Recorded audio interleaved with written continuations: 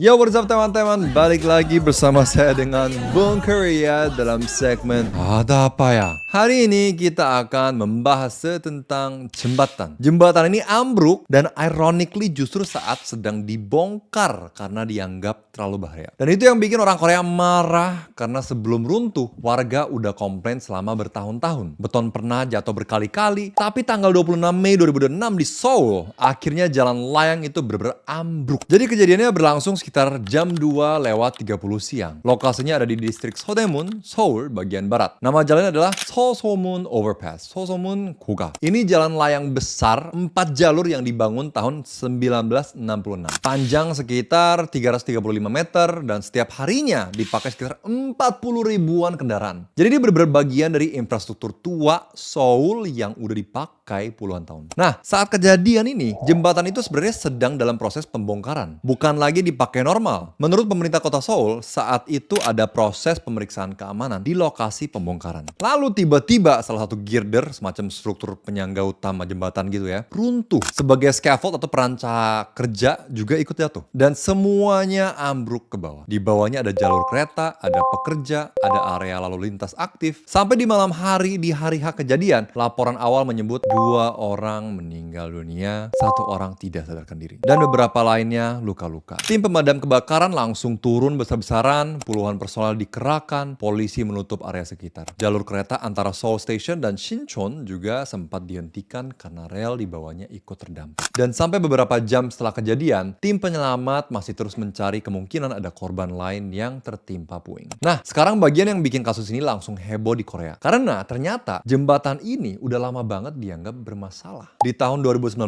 potongan beton dari jembatan ini pernah jatuh ke jalan di bawahnya. Setelah itu dilakukan inspeksi detail. Hasilnya, jembatan ini dapat rating D. Kalau dijelasin secara simpel, itu artinya kondisi strukturnya dianggap tidak memenuhi standar keamanan. Dan rekomendasinya waktu itu jelas, harus diperbaiki besar-besaran atau dihentikan penggunaannya. Masalahnya, setelah itu kondisinya tetap terus memburuk. Tahun 2021, bagian permukaan jembatan kembali dilaporkan rontok. Tahun 2024, beton dari salah satu girder juga jatuh lagi. Pemerintah kota sempat memasang safety net buat menahan puing-puing yang jatuh. Ada juga perbaikan sementara, tapi akhirnya pemerintah menyimpulkan jembatan ini udah terlalu tua. Maintenance biasa udah nggak cukup lagi, makanya proses pembongkaran dimulai sejak Agustus tahun lalu dan dijadwalkan selesai awal Juni tahun ini. Dan di titik ini, banyak warga Korea mulai bertanya, kalau memang selama ini sudah dianggap berbahaya, kenapa proses pembongkarannya sendiri bisa sampai gagal separah ini? Salah satu saksi bilang dia dengar suara ledakan keras, lalu debu langsung masuk ke tokonya. Dia bilang habis itu dia dengar suara orang minta tolong dari bawah reruntuhan. Ada juga saksi lain yang bilang semuanya terjadi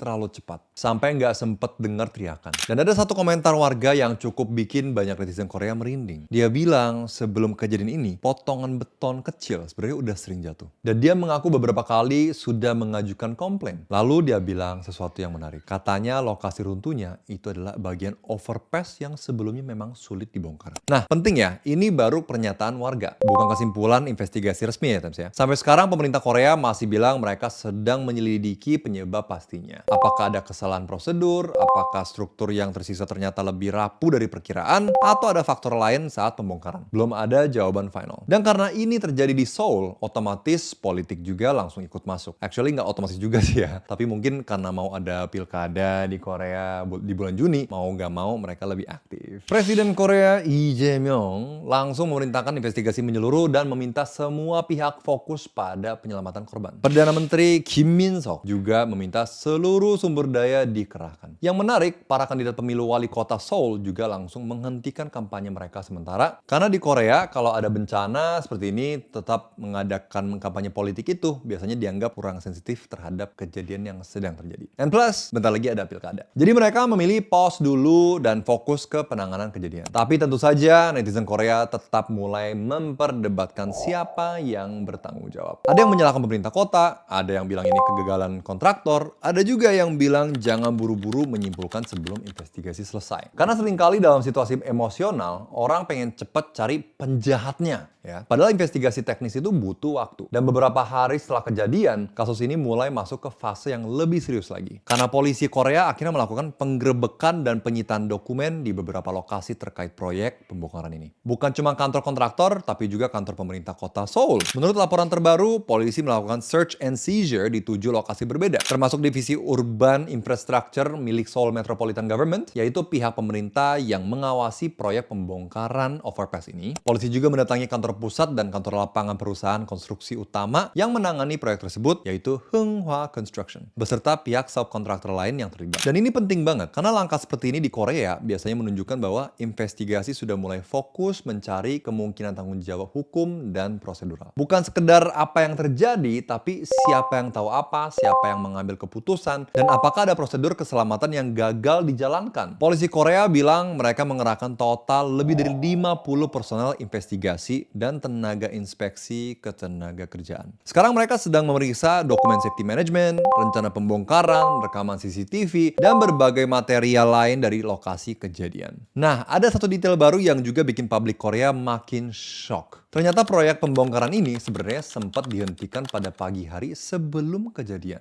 Alasannya, karena pekerja menemukan tanda-tanda abnormal pada struktur overpass tersebut. Dan beberapa jam setelah tanda bahaya itu ditemukan, bagian concrete slab dari jembatan justru benar-benar runtuh saat inspeksi keamanan sedang berlangsung. Sekarang penting banget buat hati-hati di bagian ini. Karena sampai hari ini belum ada kesimpulan resmi apakah penghentian sementara itu sudah dilakukan sesuai prosedur atau apakah ada keputusan lain setelah tanda abnormal tersebut ditemukan. Jadi kita belum bisa menyimpulkan ada kelalaian tertentu. Tapi buat banyak netizen Korea, fakta bahwa warning sign muncul beberapa jam sebelum runtuh. Dan itu langsung mengingatkan mereka pada banyak tragedi Korea sebelumnya, di mana tanda bahaya sering baru dianggap serius setelah semuanya terlambat. Dan menurut gue di titik ini, emosi publik mulai berubah. Awalnya orang melihat ini sebagai kecelakaan konstruksi. Tapi sekarang, orang mulai melihat ini sebagai kemungkinan kegagalan sistem. Dan semakin banyak detail yang keluar, semakin banyak juga pertanyaan baru muncul. Karena ternyata 3 bulan sebelum jembatan ini runtuh, pemerintah kota Seoul sebenarnya sudah pernah mengeluarkan warning resmi soal risiko keselamatan di lokasi pembongkaran tersebut. Dokumen ini baru terungkap setelah seorang anggota parlemen Korea meminta data dari Kementerian Tenaga Kerja. Dan isi warningnya cukup serius. Pada tanggal 6 Maret, pemerintah Seoul melakukan inspeksi keselamatan di lokasi pembongkaran Seosomun Overpass. Waktu itu proyeknya sudah sekitar 55% selesai, dan saat kecelakaannya terjadi, progres pembongkarannya dilaporkan sudah melewati 88%. Nah, dalam dokumen inspeksi itu, pemerintah secara spesifik mengingatkan bahwa kecelakaan runtuh saat pembongkaran sering terjadi kalau pekerja tidak mengikuti demolition plan dengan benar. Demolition plan ini by the way adalah blueprint keselamatan pembongkaran. Isinya prosedur kerja, urutan pembongkaran, alat yang dipakai, dan cara mencegah resiko seperti struktur runtuh. Dan menurut dokumen tersebut, pemerintah Seoul bahkan secara langsung menulis bahwa kecelakaan runtuh sering terjadi saat proses dismantling struktur. Mereka juga meminta pengawasan ketat untuk mencegah pekerja jatuh, tertimpa, terjepit, atau mengalami kecelakaan serius lainnya. Nah, sekarang polisi Korea sedang menyelidiki 2 hal besar. Pertama, apakah demolition plan yang dibuat memang sudah cukup aman? Kedua,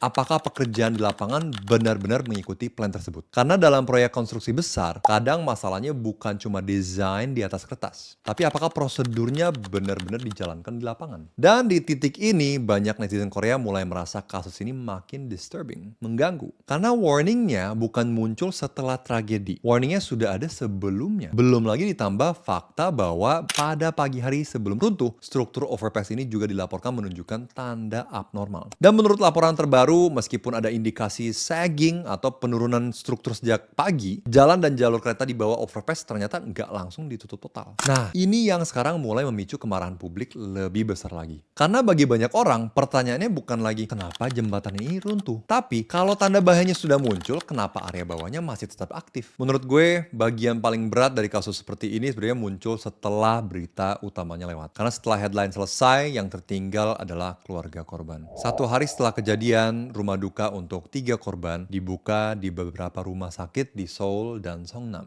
Dan cerita-cerita tentang siapa mereka mulai muncul ke publik. Salah satu korban adalah seorang site manager berusia 59 tahun bermarga Lee. Menurut keluarganya, hari kecelakaan itu ternyata bertepatan dengan hari ulang tahunnya. Dan itu jujur, detail yang bikin banyak orang Korea langsung diam. Karena keluarganya bilang dia sebenarnya berencana pensiun setelah proyek ini selesai. Selama puluhan tahun dia berpindah dari satu proyek ke proyek lain demi menghidupi keluarganya. Dia kehilangan orang tua sejak muda lalu menjadi tulang punggung keluarga untuk saudara-saudaranya. Dan menurut keluarganya dia hampir nggak pernah berhenti kerja. Kalau kalian ngikutin Korea cukup lama, sebenarnya masyarakat Korea punya trauma kolektif soal isu keselamatan publik. Dan ini bukan cuma satu kejadian. Korea pernah mengalami beberapa bencana besar yang sampai sekarang masih bekas banget secara nasional. Mulai dari runtuhnya departemen store Sampung tahun 95 sampai tragedi kapal Sewol tahun 2014. Setiap kali ada kecelakaan besar, orang Korea biasanya langsung mempertanyakan, apakah ini benar-benar kecelakaan atau sebenarnya ada warning yang diabaikan. Karena dalam beberapa tragedi sebelumnya sering muncul pola yang sama. Tanda-tanda bahaya sebenarnya sudah ada, tapi responsnya terlambat. Makanya begitu berita overpass ini muncul, reaksi publik langsung emosional. Banyak orang bukan cuma sedih, tapi juga frustasi. Karena buat mereka ini bukan sekedar struktur beton runtuh. Ini soal kepercayaan terhadap sistem keselamatan publik. Mungkin beberapa dari kalian sering melihat Korea sebagai negara yang hampir semuanya berjalan dengan sempurna ya. Kereta tepat waktu, jalan rapi, teknologi canggih, sistem cepat, dan memang banyak hal di Korea yang luar biasa. Tapi kasus seperti ini ngingetin bahwa negara maju pun tetap punya titik rapuh. Apalagi kalau berhubungan dengan infrastruktur tua. Karena Seoul berkembang sangat cepat. Banyak bangunan dan jalan dibangun puluhan tahun lalu saat Korea lagi booming pembangunan besar-besar. Dan sekarang generasi infrastruktur itu mulai menua bersamaan. Artinya tantangannya juga berubah. Bukan lagi cuma membangun cepat, tapi bagaimana merawat, mengganti, dan membongkar dengan aman. Dan itu ternyata nggak sesederhana yang dibayangkan. Buat banyak orang Korea, kejadian ini kemungkinan bakal jadi pengingat besar bahwa keselamatan publik itu bukan sesuatu yang bisa dianggap selesai hanya karena sebuah negara terlihat modern. Kadang justru tantangan terbesar muncul dari hal-hal lama yang perlahan dilupakan. Dan jujur, gua rasa ini bukan cuma pelajaran buat Korea, tapi juga buat banyak negara lain termasuk Indonesia. Karena pertanyaannya sebenarnya seberapa sering kita benar-benar peduli soal keselamatan. Setelah sesuatu runtuh, itu sudah telat. Gue pengen tahu pendapat kalian. Menurut kalian, kalau sebuah bangunan atau infrastruktur udah lama dianggap berbahaya, siapa yang paling bertanggung jawab memastikan tragedi nggak terjadi? Pemerintah, kontraktor, atau sistem pengawasannya? Write your comments down below dan jangan lupa like dan subscribe untuk lebih banyak berita seperti ini. Sampai jumpa lagi dalam video Ada Apa Ya berikutnya, dan kita harap ini tidak terjadi di Indonesia juga. Annyeong, apa kata dunia?